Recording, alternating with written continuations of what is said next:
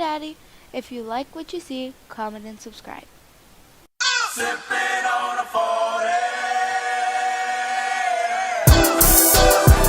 Yo, I know it's been a minute, huh?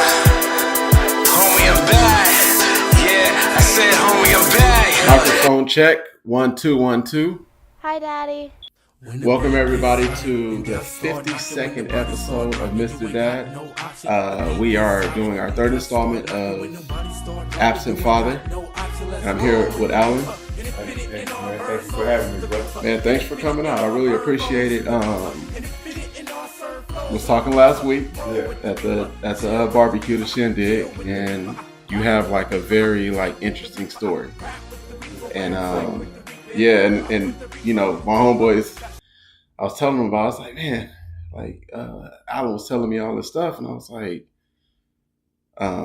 we got to get him on. And my homeboy was like, yeah, we got to do it. For sure. Similar to what you were saying coming up the elevator today. Yeah. Got a couple of cats, man. A couple of my good cats want to be a part of it too, because I was sharing briefly about what we shared about. It was like, yeah, put me in, coach. Put me in. You know what I mean? Right. So I was like, yeah, I tell them I was going to run it by you, and I think it'd be a real good, a good little thing, man. You know what I'm saying? Yeah, and I remember I was talking to you about it, about like why I started this and like the journey into it and like how I was feeling at the time and stuff like that. So without further ado, I know that, you got a lot, you got time constraints today. Yeah. So I kind of want to jump back into it. Absent father. So a little bit of background about me. My dad, I think my mom said something about him being on drugs, so she left him. Mm-hmm. And we were living in the projects in Watts. My mom left him, moved there, got herself together, picked us up, took us out of the environment. And that's just a little background about me. Yeah. And I'll give you some tidbits.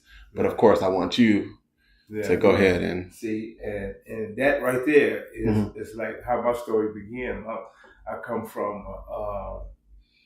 a drug-infested family. My whole family was involved with drugs, was on drugs, and my dad himself, he was on drugs, and my mom was on drugs. So I came in this world chemical dependent at birth, meaning both of my mother and my daddy was on drugs, conceived me on drugs, and then she went to the hospital right after she used drugs and had me. So I had this drug allergy in my body as a kid. So my dad ended up going to prison, catching a murder case when I was probably about a month old, and he got convicted by the time I was 10 months, and he went to prison, and he was sentenced to 7 years to life on this prison sentence. Now, I believe the story when he say that he didn't do it, because after I grew up and the people that I associated with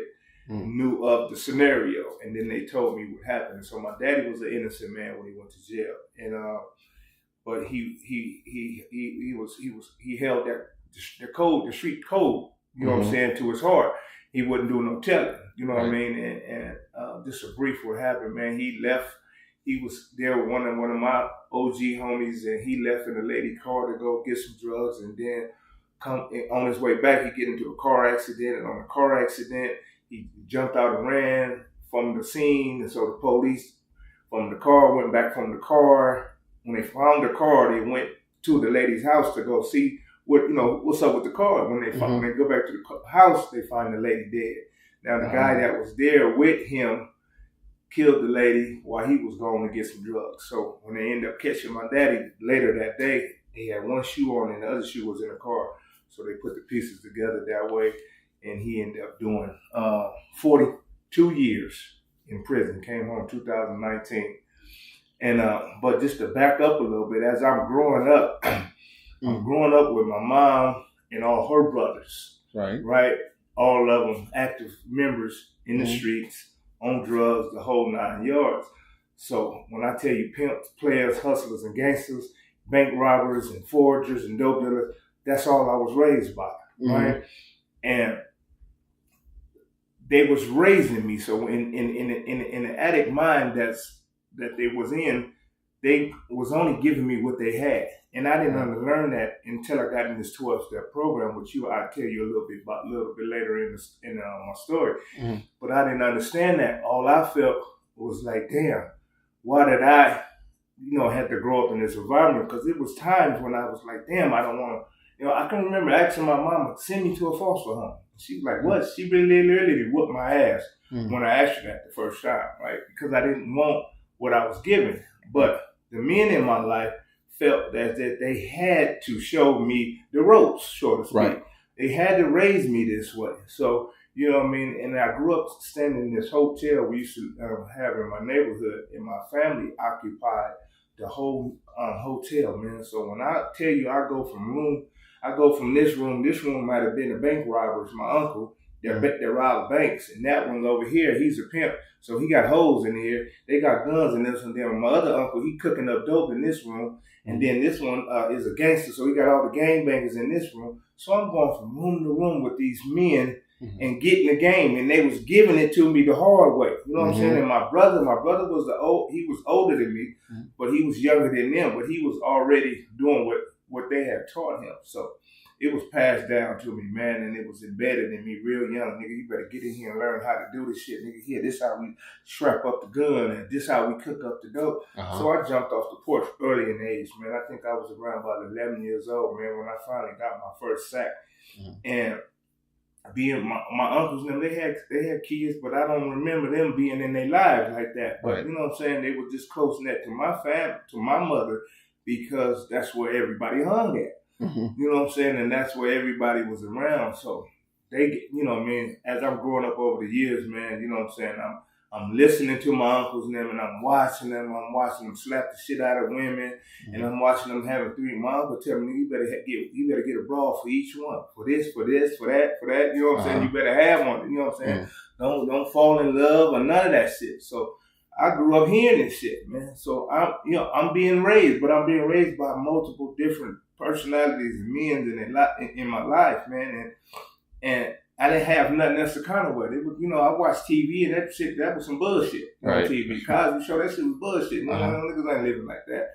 You know what I'm saying? Because we poverty, you know what I'm saying? We dope house and all that. So, but I'm hearing a lot of good things about my daddy, right? So this what kept the spark alive about him, because now that I'm getting fed all this hood shit, the street shit, and then when they talk about my daddy was a young gangster. So I'm like, oh shit, you know what I'm saying? Your daddy was this, and your daddy used to do this, woo, player, you know what I'm saying? Didn't take no shit. So I grew up with that same kind of mentality. It was like they say, it's not in you, it's not on you, it's in you. Right. It was already in me, man, so to speak.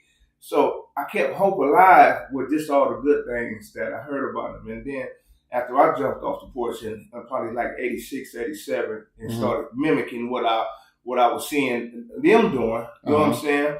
Ended up going in and out of juvenile hall, in and out of camp, in and out of YA, you know what I'm saying? Until eventually I ended up doing 9 trips to the penitentiary, you know what I'm saying? Just like my daddy, right? But he stayed in prison, but you know what I'm saying? I'm in prison now, right? So it was crazy too, because when I'm in 2011, I was in prison. I was on the medium yard, and my daddy was on the high security yard, on a higher security yard than me. So I get called to the captain's office one day, man, and the captain put me on the phone.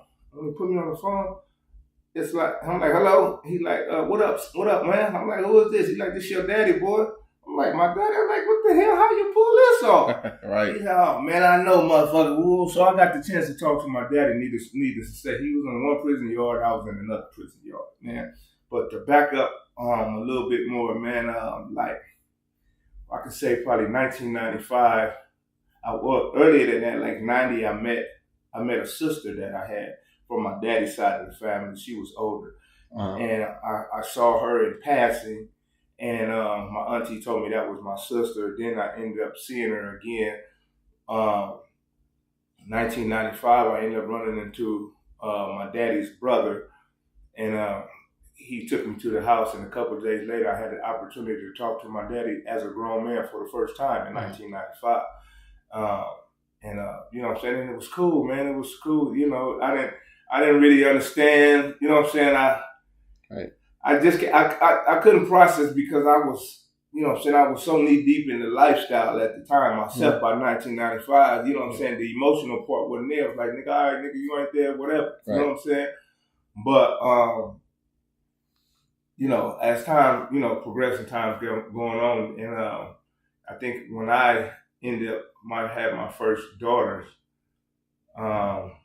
2002, I had two daughters at the time, man. The shit jumped on me so hard, man. Project Twins. I had two babies, 3 days apart, April 19th, April 22nd, man, 2002, man. Like, you know what I mean? And it was crazy, man. And so I was super excited. I was super happy. But I didn't know shit about being no daddy. You know what I'm saying? I didn't mess with a couple of females by this time that didn't have kids. And, you know what I'm saying? But they wasn't my motherfucking kids. You know what I'm saying? That's how I thought because of the state of mind. See, the man I am today is, and it's hurtful of my belief system that I had back in this. If I think about some of the shit I used to say, some of the shit I used to do, that shit is hurtful now because I would seem like I was a heartless motherfucker, man. But that's just what I was given, man. It's learned behavior. It was learned behavior, man. So let's roll it back because you said when you met your dad in '95, right? Yeah, on the phone. On the phone. Yeah. Because it's funny because in '95 that's when I met my dad. He was at a halfway house on Western. Yeah, Vernon. Yeah. Ridgeback.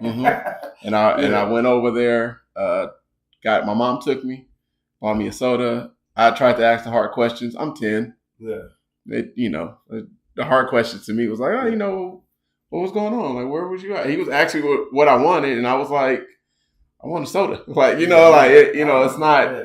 It wasn't that deep to me, but at the same time, it was always a connection. I remember hearing you back. Yeah. I used to hear good things about my dad all the time. Yeah. It wasn't until I met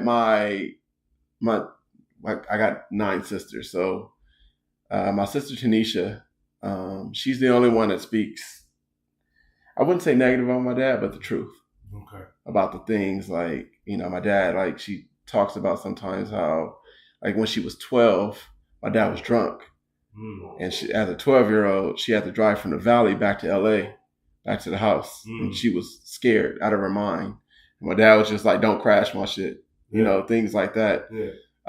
But I don't know if I guess it's a good thing. And it's also a bad thing for the people in your life to not speak ill about someone that's not there. Like my mom never said a negative word about my dad, ever. Mm-hmm. She left it to me. I didn't get a relationship with him until I was about 18, 19. Mm-hmm. Already had my own beliefs, just kind of similar to you. Already knew, thought I knew everything. Yeah. So I guess my question to you is do you think that the perception of him, did you think that his aura, of what everyone was telling you, was greater than the person at the time, or when you met him, did it match?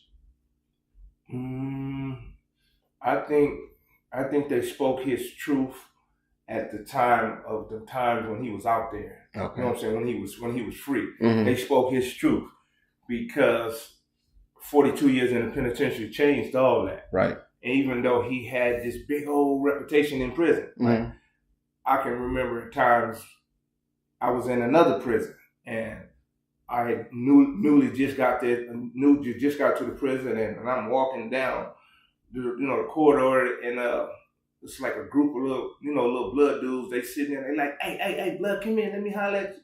I'm like, what? Because I come from the blue team, right? You know what I'm saying? So I'm like, what, nigga, you come over here. So they like, no, it ain't like that. So I ended up going over there. They was like, man, your daddy Al Pal? And I'm like, yeah. He's like, man, you know somebody named Al Pal? I'm like, yeah. I said, that's my daddy. Mm-hmm. You know what I'm saying? They like, oh, nigga, that's the big homie. Woo, woo, woo. And they gave me a bunch of shit, like bags of food and clothes. Like, nigga, your big homie, your daddy's our big homie, nigga. We can look out for you, anything you need. So I thought that was some cool shit. Yeah. You know what I'm saying? I thought that was some cool shit. And so, his reputation, carried on, man. Mm. But it didn't carry on when he got out here, homie. You know what I'm saying? And I think from all the good shit that I was hearing and from my family and all that, and then the prison, little things happening in prison, like I'm excited, man. Around 2019, man, when he called and said, man, he was going up the board. He was gonna see if he was gonna be able to come home. And man, when he called back, man, again and told him they granted him parole, man, I got happy as a motherfucker, man. Right. I was excited, bro. I was super excited, man. And I'm like, damn, I'm finna have my pops in my life. You know what I'm saying? Like, you know what I'm saying? I'm looking forward to it, man. And then we had to wait probably 100 and something days before the shit all the way get through, man. I'm counting each day down, man. And when he finally got released that day, one of his partners picked him up from Salinas Valley Prison and then drove him all the way down here. And he had to go to a transitional housing place in San Diego. So what he did, they dropped him off to me in LA. So that gave me some time to hang with him, and then it's so crazy, right? That's how crazy it worked. Me and the man that I call Pops drove him to San Diego. Now this guy that I'm telling you about, man, he came in my life, man, about 1988, man. He started messing with my mom, but he was messing with one of my G homegirls at the time. And then he started messing with my mom and just loved on me like a pop. Like, I don't call him stepdad. I don't call, nigga, that's my pops, nigga. Right. And that's my pops, man. He came in my life at this time, man, and he was the only motherfucker that, you know what I'm saying, told me, man, Buck, he called me Buck. He gave me a nickname, Buck, man. And he said, Buck, you gonna be all right, man. You know what I mean? You just got to stop acting crazy already, man, because by the time he came in my life, I'm trying to find my way. I'm trying to let motherfuckers know who I am. Right. You know what I'm saying? I'm trying to, and, so he was always there. He ain't never push himself on me. He give me little bits of positive things, man, and love on me like a father would to a son. So that was when I first got the real initial feeling of what a dad, you know what I'm saying, feel like. You know what I'm saying? Because, you know, it was different from, and he was in the street, and he was in his lifestyle, but it was different from what he was giving, my uncle's name was giving me, right? Versus what he was giving. I looked at him like he was my real dad, man. And he stayed in my life from 88 all the way until he just passed earlier this year, man. Oh, man. He just passed away, man. And when I tell you, that shit hit me like a ton of bricks because I had a relationship with him. Right. Like when he used to wake me up, sock me in the back of the leg, get up, Buck, time to go to school. And you know what I'm saying? I'd get up and I'd leave out the house, but I wouldn't go to school. You know what I'm saying? And then when I get back home, he's like, man, them people called, man. Why you lie, man? Why you didn't go to school, man? And I'd be like, man, I didn't want to go, Pop. You know what I'm saying? And it was times, man, that, you know what I'm saying, he was there in the darkest time. He was there. And there was some times I was there for him in the darkest time. Right. You know what I'm saying? Because he went through his drug abuse and shit and in the streets and then, you know what I mean, when I got up, you know what I'm saying, I looked out for him. I can remember pulling up on him and my mom's at the bus stop on Jefferson and Western, man, because they were so knee deep in their drug addiction. They didn't want to be nowhere but on, you know what I'm saying, where the drugs is at. So, you know what I'm saying, I pull up on him, but that man was in my life, man, and I called him Pops and that. So me and him ended up, when they dropped him off, when they dropped my dad to my house, all my family and shit, so my family was there, and we went out to Chili's over there to sit down and eat. So I called my step pops. You know what I'm saying? Pop, pull up, man. I want you to meet my daddy, man. You know what I'm saying? And he was like, all right. And he pulled up, you know, suited and booted, like, because he always got them brim hats on. He pulled up. And he walked in and shit. When he walked in, man, my pop stood up. I said, Dad, this is my pops. This is how I introduced him. Right. Dad, this pops right here, man. This is who raised me, man, when you was gone. And he turned around and, man, thank you for taking care of my son, man. And they hugged right there. And then he ended up, whoever was sitting right there next to him got up and let my pop sit right there. So Pop sitting right here, my dad sitting right here, and I'm sitting right here, man. Oh, that's a good moment. We sitting there chopping it up, man. And then that next morning, man, we drove him to San Diego, man. We stopped out and got breakfast and shit, man. And then took him to the parole office. And then took him to the transitional housing, man. So I'm thinking, like, you know, it's for to be, you know what I'm saying? You know, this shit for to be cool, man. It didn't happen that way, man, because, you know, he 42 years in prison, man. Now he got to adjust to life out here on the street. Oh, yeah, and it's so different. Yeah, way different, man. Yeah, you know what I mean? I can remember going, we went, they had did something. They had did something at the transitional housing, so we had to get him a hotel room, man. We went and got him a hotel room. So we ended up coming out there with him, and then we came in the hotel room. He sleep on the motherfucking couch. He sleep on the couch like he in the prison bed or something. Like, yeah, I'm like, man, why you ain't in your bed? He's like, man, fuck that bed, too big for me. I'm like, what? That type of shit.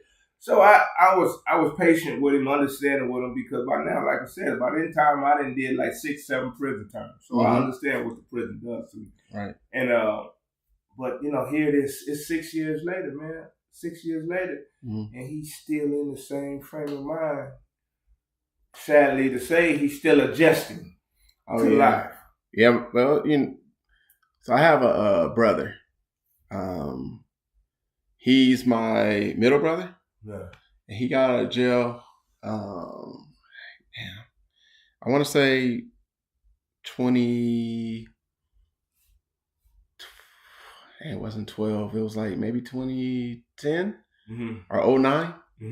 And he used to hear the bells. So my oldest brother did 16 years.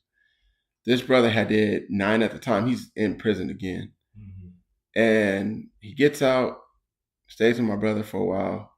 He hears bells and stuff like that. And he just couldn't get acclimated. Like, he just couldn't get right. He went back. He's supposed to have getting out. He called my sister every month, talking about he getting out again. Yeah. We'll send him some money. He'll come up with another story about why he got to stay in. Yeah. So I understand the getting acclimated back into real life again. Yeah. And I feel bad sometimes because 42 years, my uncle got out. He did 30. He went in 1980.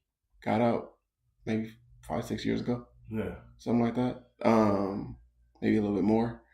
And the only reason why he was able to do it is because his daughter maybe kind of locked him away, pulled him out of LA.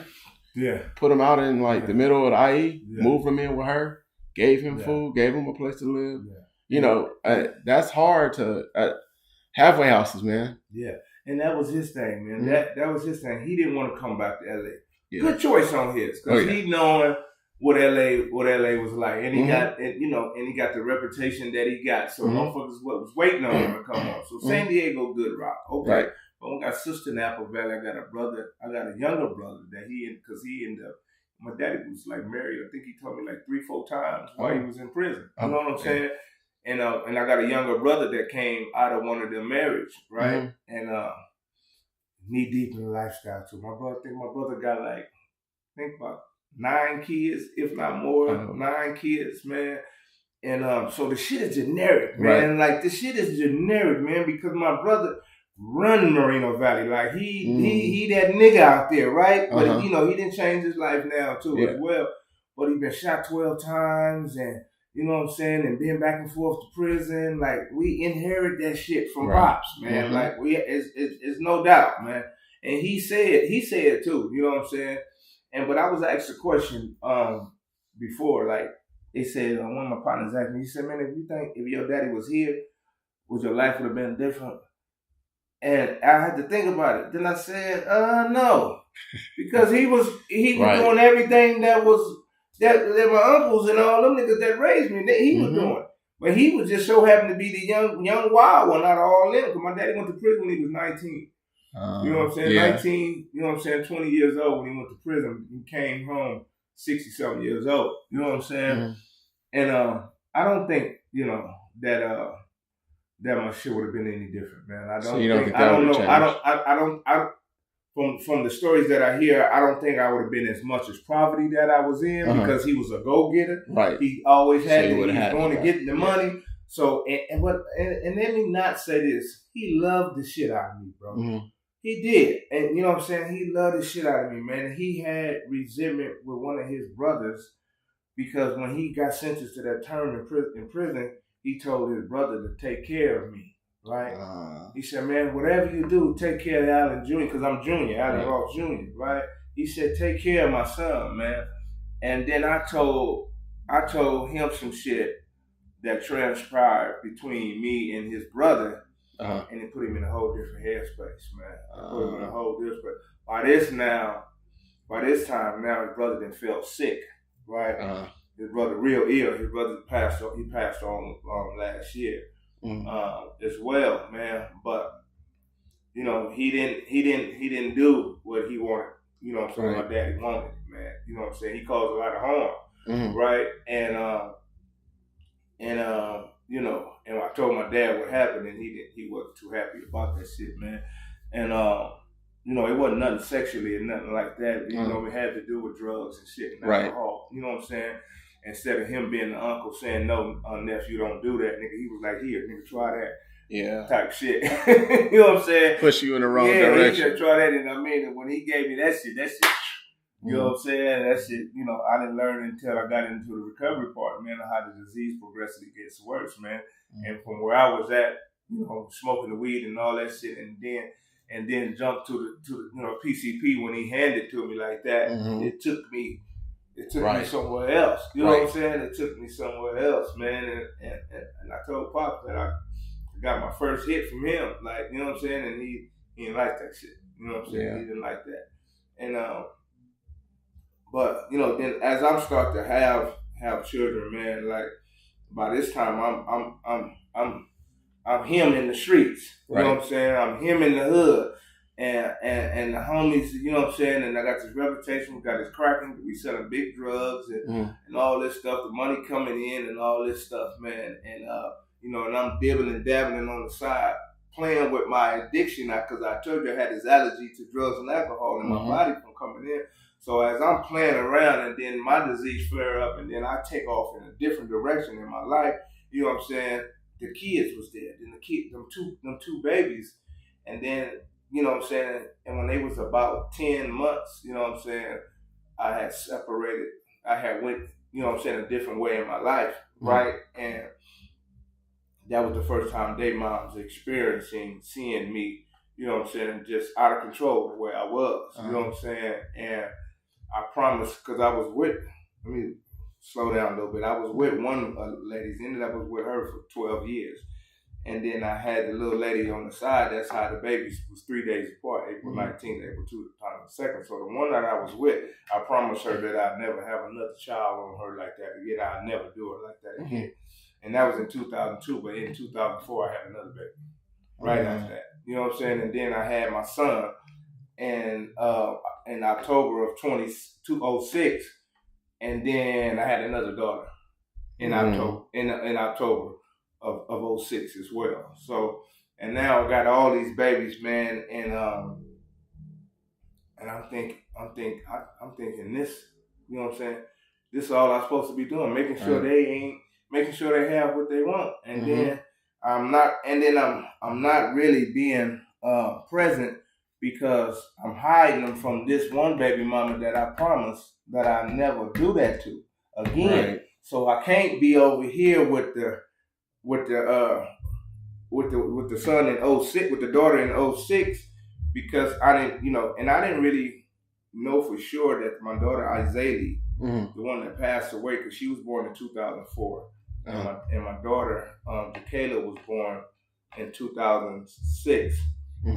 I wasn't really sold on the idea that Isaiah was my child until probably about 2008, 2009, because her mama was a piece of work, and piece of work, you know what I'm saying? And but see what happened with her. What happened with that was, it's crazy, man.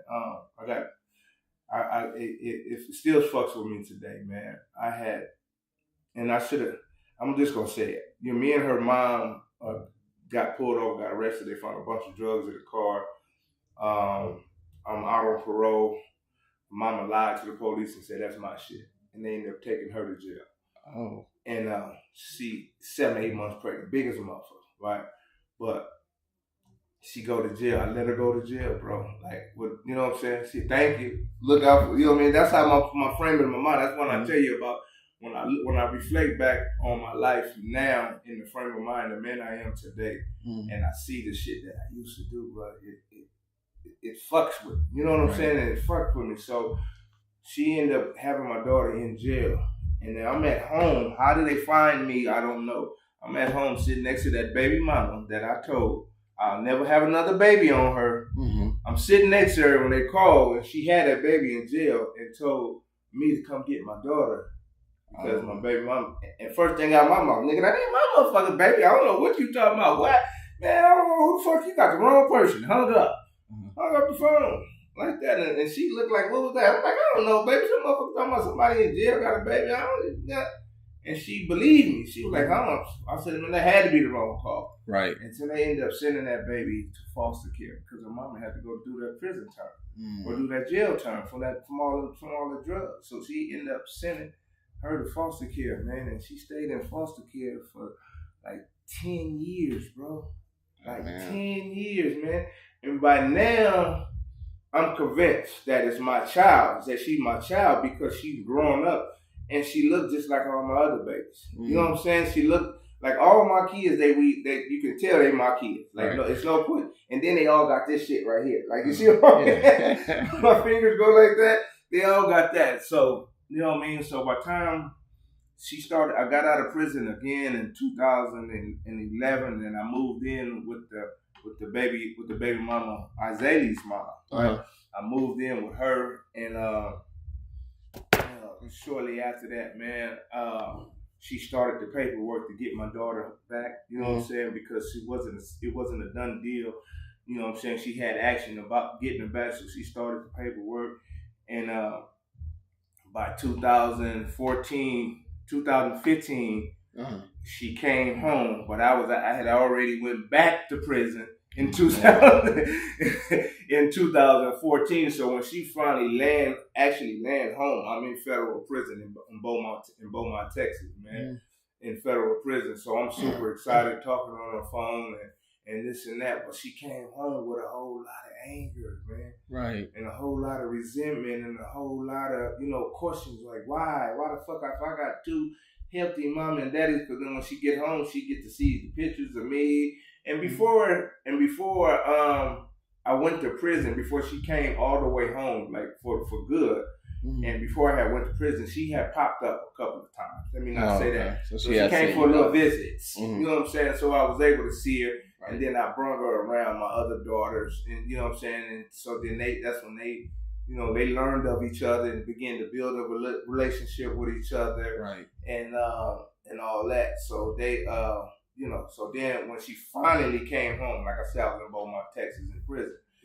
And so, I'm talking to her on the phone and just, sharing her this and that. But now she's starting to act up.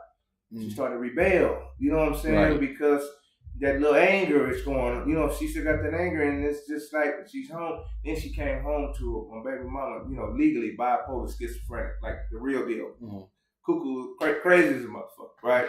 You know what I mean? So when she came home, she came home to that. So my baby mama trying to do the best she could with what she got. I ain't gonna knock her. You know what I'm saying? I ain't gonna knock her like that. Right. But she did and said a lot of shit to my daughter that she don't say to a kid. Right. You know what I'm saying? And so, and one of the things that it hunts me today that she told my daughter was like, bitch, you better be happy we got you out of the motherfucking foster care and stop acting like that.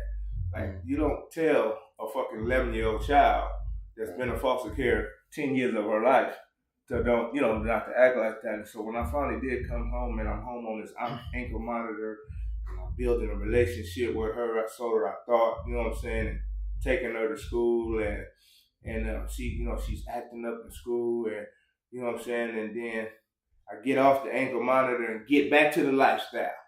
You know what I'm saying? And right where I went right back. Went right back to prison again, man. So she's like, "Oh, nigga, fuck you. Nigga, you ain't you full of shit as well." You know what I'm saying? So,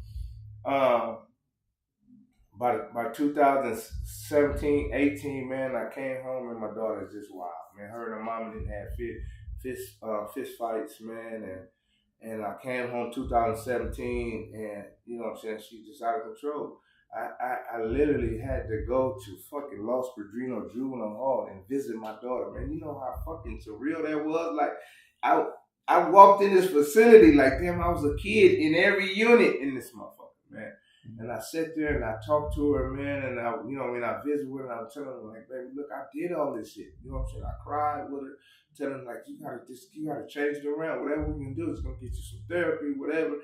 Well, she'd be all right for a minute. You know what I'm saying? And until 2019, man, she ended up going to jail, man, and they sent her to a group home. So she was in a group home, and then I think it was 2022. By now, I'm back in jail February. I mean, I went to jail December of 2020, and she ended up AWOLing in February of 2020 from the group home. Got with the little clique that she was hanging with, man, and she ended up doing a little robbery. They did a robbery. They robbed somebody, man, fleeing from the scene, man, in a damn car, man, and motherfucker, the little girl in the car, man, driving fast as a motherfucker, man. My daughter on Instagram like this, bro. This old scary ass bitch gonna kill everybody in the car. We done already got away from the lick. She scary as motherfucker. You know how they do on live on Instagram. She sent that video, man. Seconds after she sent that video, man, that girl smacked that car, man. My daughter went out the windshield. My daughter 160 something pounds, man, 6 feet tall, damn near, bro. Went out the damn window, bro. The little girl in the back seat went out the window. She lived. The girl in the passenger seat was my daughter's mama's identical twin sister daughter. Oh, so her cousins. Yeah, her cousin, but her like it was, that kind of close though. It was her identical twin, so she died. The driver lives, bro. Come to find out later on, after I ended up doing my prison sentence, came home, I ran into the driver's mama, and she told me that the little boy, the driver's little brother was my daughter's best friend.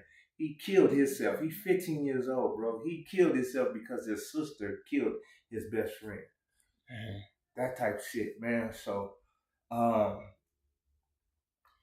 know, when I was in jail, when I got that information, man, like, you know what I'm saying, it took me to the darkest place, man. And I was on main line in the county jail, man. I ended up going to Twin Towers, man, getting medicated, man. I'm on psych medicine because I didn't want to think or feel the way I was feeling. All the guilt and shame and the what ifs. I should have did this and it was my fault type shit. Kind of just, you know what I'm saying, was heavy on me, man. So I ended up going to the psych ward, man. And I started medicating, man. Man, I'm trying to find that picture now, man. But I blew up to like 356 pounds, bro. I had an afro this big and a beard this big. And I'm walking like drooling out my mouth. I was fucked up. I was in a whole nother space because that shit just tore me up. Like, mind you, I done lost many of people. You know, I lost my mama while I was in prison. I lost my sister while I was in prison. I lost my grandmama while I was in prison. I lost my auntie while I was in prison. I lost my little cousin while I was in prison. But now, on my way to prison, I lose my daughter. So it's like, nigga, it hit different than any of that, bro. Any of them, bro. Like, it fucked me up, man. But what it did, it sparked this change in me. I knew after that, after coming through that, right? Even in that state of mind, even after I started self-medicating on the medication, right? I'm talking to God, and I knew that I had 4 other kids out here. Right. You know what I'm saying? I knew I had 4 other kids that I wasn't the great dad with because all them prison times. You know what I'm saying? Right. All them prison times, like I missed my kids' high school graduations, bro, because I was in prison. You know what I'm saying? I was able to go to my sons though. I came home. I was able to go to my sons, and I seen one of my daughters graduate from college. But, you know what I mean, my others, I missed their graduations, bro. I missed a lot of it. But I was there. See, the difference in between the moms back then, they didn't talk bad about the dads. And you said that as well, right? But see, my baby mamas, they doubted me. You know what I'm saying? And I think they doubted me for whatever reason they did. You know what I'm saying? They downplayed me. And then, you know what I mean, my daughters, they had their own little perception of me. because they was living with their mom, and then if they hearing their mom in the background talking, then it's gonna so reflect on you. they're gonna eventually feed off of that some of that shit too. Because I wasn't a fucked up dad. Could I have done a whole lot more better? Yes, indeed, I could. You know what I'm saying? But I only was able to do what I had, bro. Like I told you, from where I come from the men in my life where I come from, they gave me just that, bro. And and one of that pimp uncle that I told you about, that nigga got 23 kids. You know what I'm saying? And he wasn't in all of them life. And none of the men, I could say only one of my uncles, man, that was really in his kid's life that we can see was my Uncle Bert. You know what I'm saying? He was there because that was my immediate family. Right. You know what I'm saying? So we can see the parenting, so to speak. You know what I'm saying? In there. And you know what I'm saying? And my other uncles, they was there, but it was just that connection. He was the closest thing that I see a mother and a daddy, because he was with my auntie. And you know, because my auntie is my mama's sister, but so he was kind of like married in the family, but I called him Unc anyway. You know what I'm saying? So he was the best thing as a father that I seen it. And then let me just show you, right? And it's crazy, right? How I bring that up. My Uncle Bird has his son, we call him Lil Bird.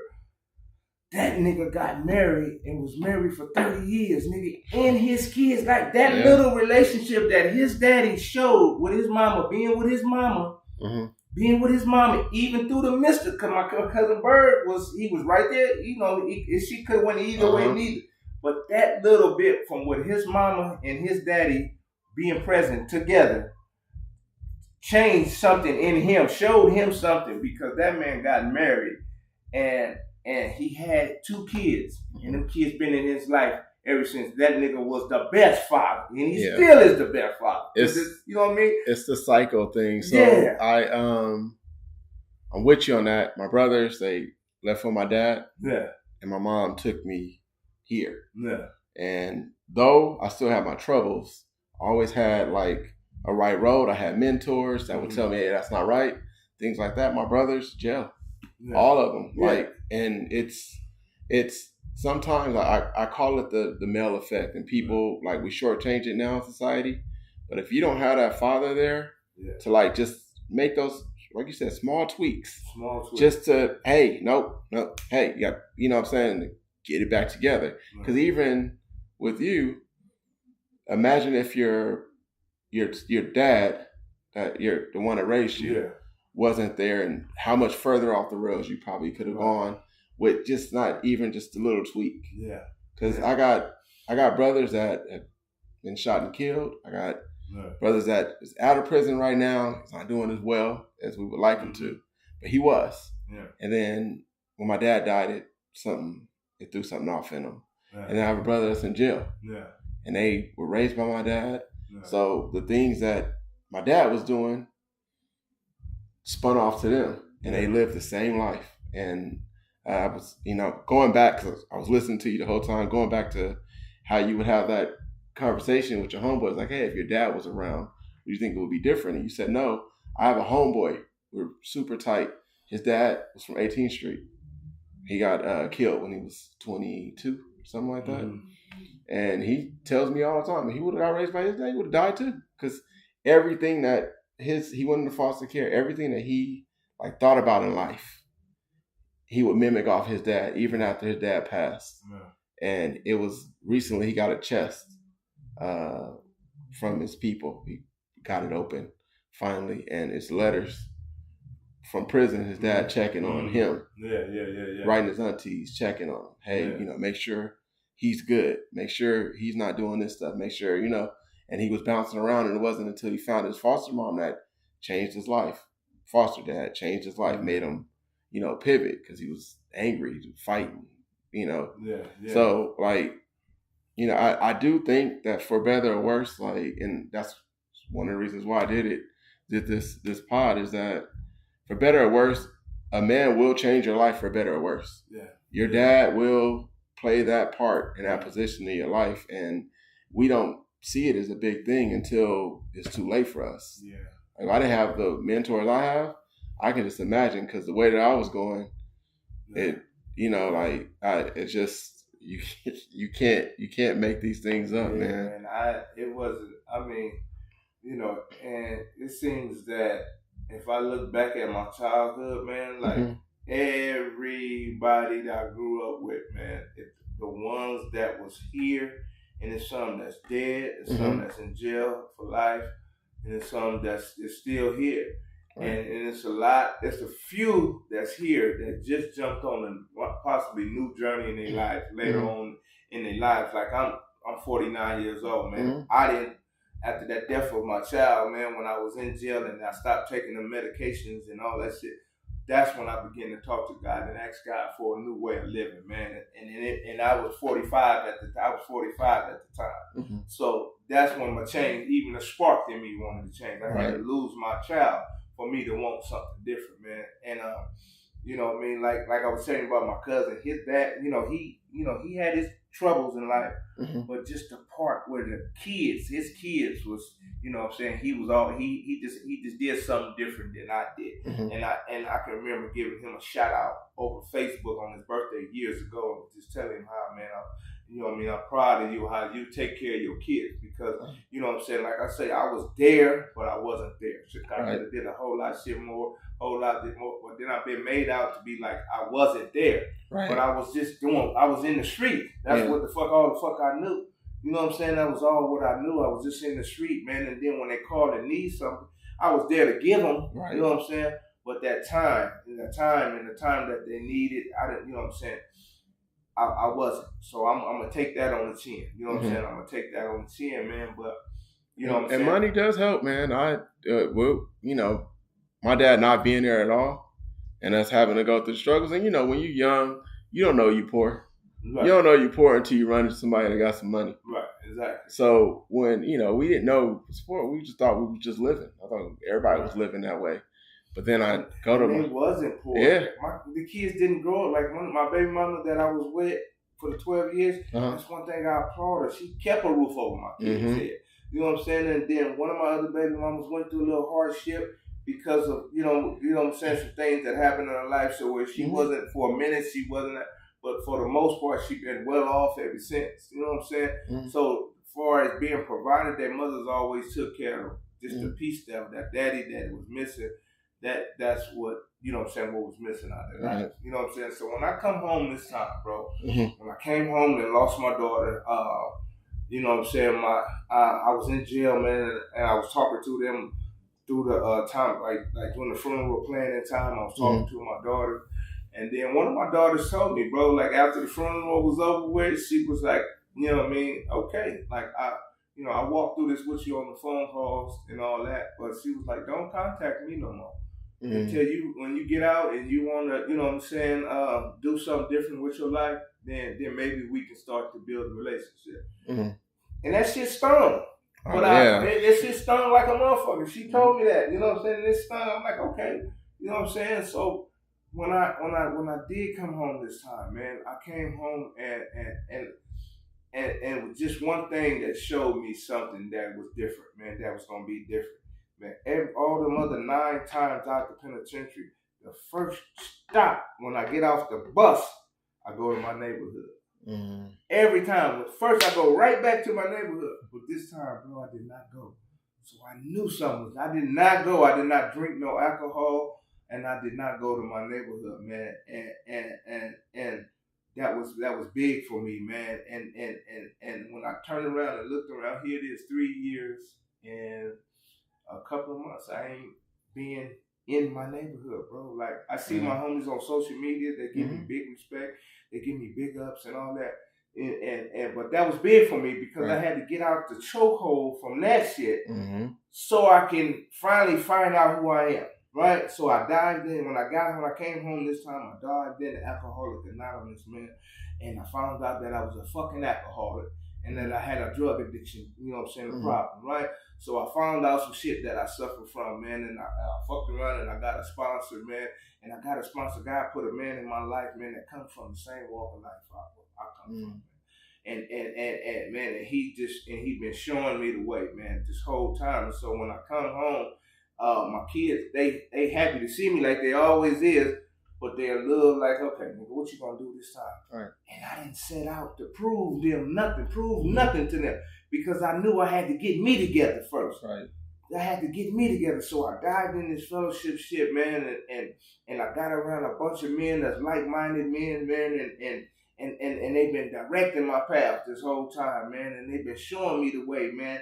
And then now they looking. My outside, they looking. Right. Okay, hold up, this nigga doing something different. Because you're doing the work and it's showing. Yeah, and it's showing, man. And I done fell back into my church house, man. In my church house, they they welcome me, man. Nigga, I got keys. I open and close my church every Sunday, man.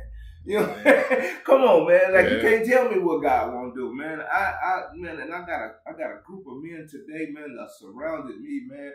That's just showing me, man, from through their experience, strength, and hope, man, how to live today, man. And I was so willing and I was so open-minded because I didn't want what I had. I needed something different. But I got such a deep-rooted core belief system that I gotta do a lot of motherfucking work. Yeah. A lot of work on myself because of the core belief system that I have, man. But the one thing that's to my advantage is that I want it. Right. You know what I'm saying? And that I want it. Like, you know, I tell V man now, man, about I've always been an open book with her and let her know like where I come from, bro. Like I put it all on the table, like I ain't hide nothing. This is who I used to be. I want you to be able to see the man. And she look at me today and be like, I just don't see that person. And I say, thank you, God, because that's what I want. I want that shit to be erased. You know what I'm saying? From how I used to be. Like man, listen, man, like the way I used to treat women, man, I ain't never even have to raise my voice at your sister in that way, man. You ain't never been. I ain't just saying it and just because of that. I ain't never disrespected her, bro. And it's just like, and I'm like, wow, but it just showed me the power of God and the power of change, man. So now when my kids, man, I came home, but so when they called me and they, and I got to getting a little money from working because I ain't hustling now, and you know what I'm saying, I was giving, you know what I'm saying. My daughter, one of my daughters ended up having a baby by a nigga just like me, hood nigga, gang banging nigga, the whole shit, right? So I'm like, baby, and she 21 at the time, he like 30 something at the time, like, man, Then the nigga ended up putting his hands on my daughter when I first came home, man. I put hands and feet on that nigga, man. I ain't gonna even lie. You know what I'm saying? He put her hands and feet on that nigga, but then, she slapped me in the face, man. She went right back to that nigga the next week. And I was only 2 months out of prison, 30 days or something out of prison, man. And she kind of hurt my little heart. But then I had to let her have her experience, man. And I told her, man, when she had that baby, she was seeing, and she did. She woke up. She don't mess with this dude no more, man. And now me and her got the best relationship because now I get the do-over with my grandbaby. You know what I'm saying? I'm there for my grandbaby, man. And my other 2 daughters and my sons, you know what I'm saying? It's still a little struggle with them. You know what I'm saying? Because, to be honest, man, they think this. Because I tell you about this. That's all it wants. But I'm like, okay, I'm tired of doing this. I want some of your time. I want to hang out with you. I want to do the shit that I didn't do, the shit that you was complaining that I didn't do. Now I want to do it, and now you don't want it. All you want is me to do this. You know what I'm saying? So when I cut that off, I said, that's okay. I'm for to stop. I'm for to close the bank. I'm for to close the bank and then see how it ends. And then they, then that's when all the trauma come back. Like, you didn't do this. You wasn't here. You this, that. Now I'm the worst daddy ever because I closed the bank. You know what I'm saying? And it's like, you know what I'm saying? So it's hard. It's a struggle, man. But then that's the good part that I have is because the men in my life, they all been through that. Right.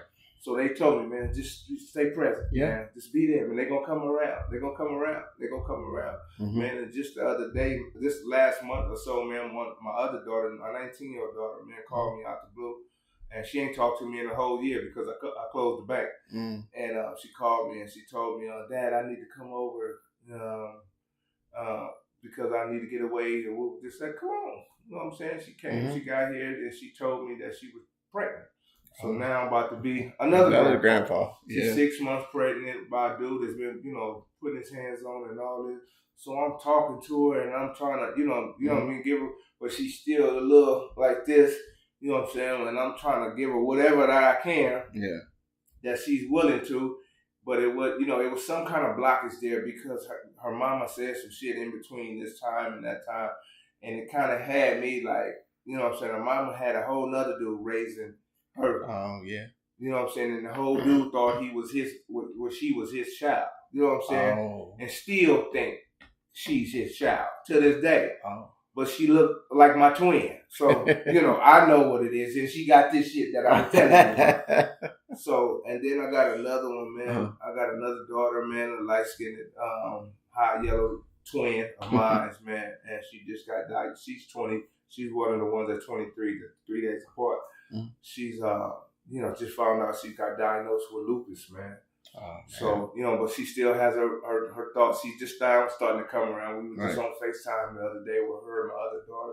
She had cut me off for like the last 6 months, you know what I'm saying, behind some whatever reason. Right. But the process, and my son, he's the total opposite of me. Thank you, God, right? Mm-hmm. Thank you, God, that shit jumped him, man. Because he a good boy, man, but he been up under the umbrella of his mama. You know what I'm saying, and the sister. So he's, he don't really fuck with me like that. And I asked him why. Then he finally kind of opened up to me a little like last year, and he said, man, I don't know if you're gonna leave again, man. Mm. So I'm like, oh, yeah. I've started to realize just over the years, so like for me. You met my daughter, my son. Yeah. I had to draw a line without giving too much information. We'll talk off mic about it, but I draw the line between my relationship with mom and their moms and relationship with them. And I had to find an equal medium. I don't talk bad about nobody. Right. But they know forever presence. So I think it's consistently even sometimes, because I know my daughter's mom, I know she was hearing stuff about me over the years. I can just tell by the way she used to present herself sometimes. But the more consistent I've been with just being there, they always come around. Yeah. So that's just my little tidbit on that. As long as you're consistent and you continue to do it, because like you said, he don't know. Yeah. And this is probably a long extent that you showing them that, you know what I'm saying? Them that. And then my selfishness and self-centered, man, I'm showing you, I've been home 3 years doing this, but it don't work like that. You know what I'm saying? It don't work like that. So I have now fall back. Right. I fall back to the point where I'm going to still answer the phone. You know what I'm saying? I'm still there. Right. Then he called, he needed an Uber to get from work. Okay, pop, shot that. No problem. Get you there. Woo, woo, woo, woo. You know what I'm saying? But I'm just not over, you know what I'm saying, making myself available, pressing want to do this, want to do that. I'm going to let you come around when you come around, man. And you know what I'm saying? Because now they're grown. You know what I'm saying? Yeah. 23, 19, and 18. You know what I'm saying? I got two 23-year-olds at 19 and 18. Man, they're grown now. Okay, so, you know what I'm saying? Now my son, he's working and now that little shit. So I want to have the conversations about, work ethic and stuff. Because I always had a good work ethic. Right. And I always been working like now. You know what I'm saying? I'm fresh out of prison. Like I said, I've been home 3 years. This time around, man, I was getting fired from job to job, back to back from job because of my background. Would come back and open up. So now that I've said, fuck it, man, and I ended up opening my own business. Right. I got a business, you know what I'm saying, called Quick Move Moving Service, man. And then I ended up landing a job in recovery in the fellowship. So now I work for a rehab center, you know what I'm saying? And they know everything about me, so they ain't gonna fire me. So I'm trying to just show him down and, give him some little pointers, but he fuck with me when he want to fuck with me, man. Yeah. But my daughter that has my grandbaby, she you know what I'm saying, she's the one that's right there because she sees that, how I'm there for her and the grandbaby. You know what I'm saying? So and that's dope of you, man, because I on Absent Father too, my boy Ren, that's like I said his name because he was on the episode. He tried to rekindle a relationship with his dad after his dad came around. He got out of jail, came back, and it was just nothing. Yeah. His dad wouldn't talk to him. He started dodging him because I don't know if it was the belief that his dad probably thought that he was a better man than him without him, so he don't need to be around or whatever. But he tried several times to do it, so I commend you for that because it's hard to want to be there and somebody pushing you away. It's like you got a girlfriend and you want to be around her, and she don't really want you around her. So it's like constant rejection, but at the same time, you're putting your best foot forward, and that's what I'm saying. It'll break through. Yeah.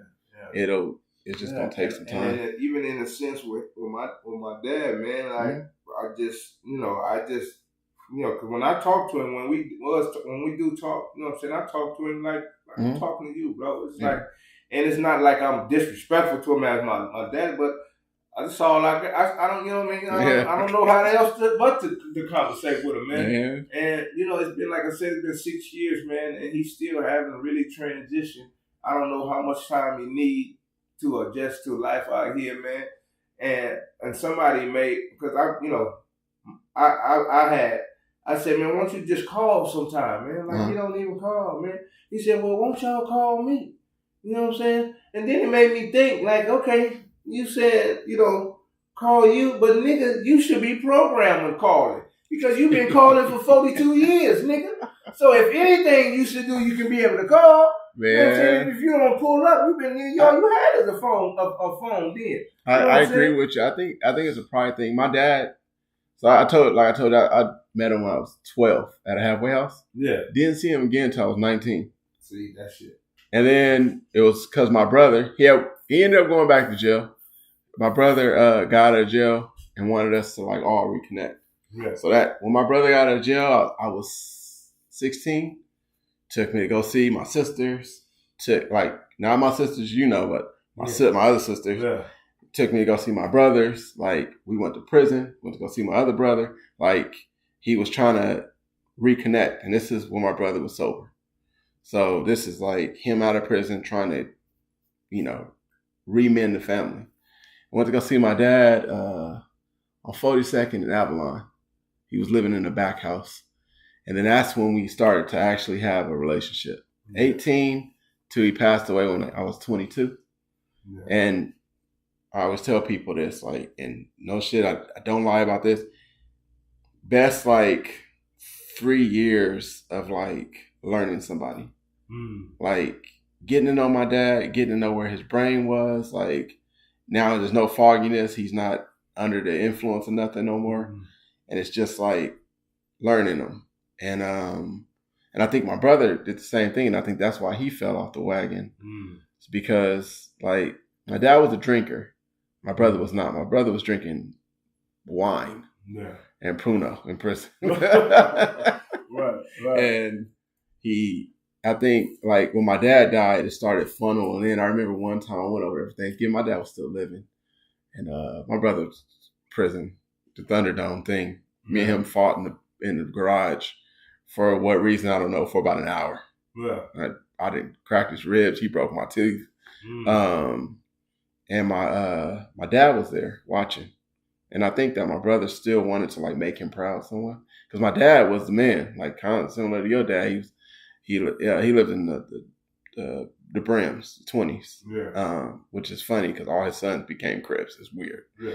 But and it's crazy. My dad is out the 20s in the bottoms, though. Oh, east side. Oh, see? And I come out of the 30s on the west side. Yeah, see, yeah. So he man, fist fighting. My dad was in the Army, so he knew a little bit of martial arts. Yeah. So he'll give people 2 feet and kick them in the faces. And then my brother wanted to live that allure.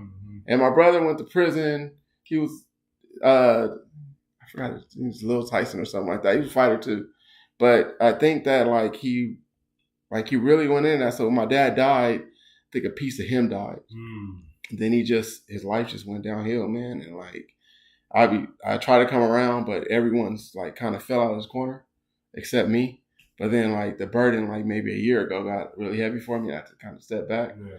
But man, it's just the avenues that happen in life and how we just you might you got out of prison this last time like you were saying, and you got on the straight and narrow, and then he was on the straight and narrow for years until my dad died, and then he started went back.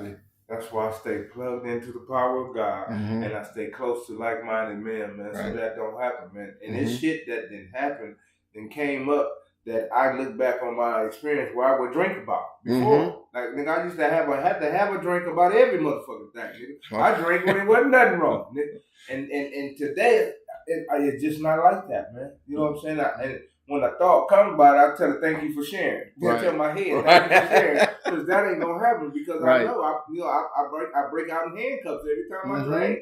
I break out in handcuffs, man. Just that it's the lifestyle. I was telling V, man, it's the life that it all goes together. The drinking, the hanging out, the getting money, the fucking with a bunch of females, and then penitentiary. It all goes together. It all goes together. So when I got around here in this fellowship, man, and the men told me, man, they said, man, he said, look, it ain't even that bad, man. He said, only one thing got to change. And I said, what's that? He said, everything. Dang. And I had to think about it. I said, okay. That's deep. And I said, and I just looked over my life, and that's why when I got with your sister, man, I put my shit on the table, man. Like, listen, here, this is where I come from. Yeah. This is why I don't want to be that man no more. Right. Because it all leads me this way in jail. So, you know what I'm saying? You got all of me. I'm 100 with you. And she tell you, and she ain't had nothing to worry about with me. With that, because it all goes together. Like he going to the hood, drinking, and messing with a bunch of females and hustling. It all goes together.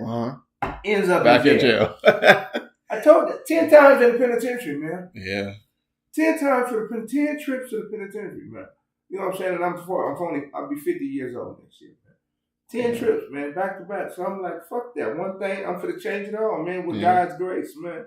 And I can't do it by myself. I understand that, because all the years I get out and I ran right back to my neighborhood. And there's some real good times. There's some real good shit that came out of the hood. Like, you know what I'm saying? And I got some real good homies over there, man, that I would never stop, you know what I'm saying, communicate with. And those are the ones that encourage my change, encourage me to keep doing what I'm doing, and proud of me, and grateful, man. And I had one of them tell me, man, he said, nigga, you doing shit that a lot of us want to do, but just can't do it, my nigga. He said, nigga, I applaud you. Nigga, keep doing that shit. You know what I'm saying? Keep doing it. Keep living, my nigga. Like, this time around, man, I've been living, man, my best life, man. Yeah. And don't have none of the money that I'm used to having. You know what I'm saying? Like, the money don't even add up to where, you know what I'm saying? Like, come on, man. Like, the hustling, like, but I'm grateful. You know what I'm saying? I work hard for my shit, man. I put my shit up. I don't, you know what I'm saying? I have savings and all that shit, man. I got my own business, man. Now I'm about to get married, man.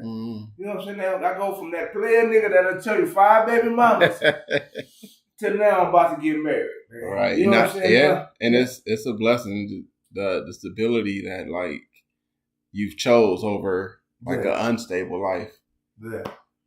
And I applaud it, because like, you know, the mentality for, like, all of us, especially like black men in Los Angeles, things like that, the mentality changes when the actions that you used to do change. Yeah. So, like, I tell my homeboys, we laugh about it a lot. 10, 15 years ago, all of us thought we were going to jail. Right. Everybody thought they was going to catch some type of case. Yeah. The mindset that you have is just silly. Yeah. And then, man, I had my daughter at 22. Yeah. At 21, I had a Monte Carlo, and on the back of it, in blue writing, it said "straight rolling." Straight rolling. My daughter's mom, it's a true story. You ask her. My daughter's mom was leaving her dad's house on. He stayed off of Wilmington and 124th. Mm-hmm. And she was leaving there. Right, she was going down. Yeah. Good. She banked that right. She was going to get on the 105. I don't know why she went so far down. And the hunters rolled up on her. Mm. And they looking in the window. They see it's a woman. She's pregnant. Fine. She's probably be like 3-4 months.